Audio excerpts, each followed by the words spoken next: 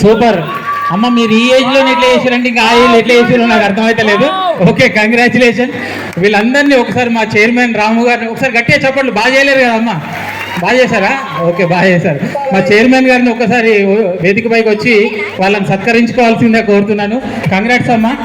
ఇంకో చిన్న విషయం ఏంటంటే బాగా చేయకపోయినా చేయలేదనే అనొద్దు. సో బాగా కష్టపడ్డారు.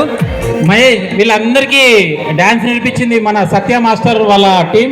మహేష్ చాలా కష్టపడ్డాడు 15 రోజుల నుంచి.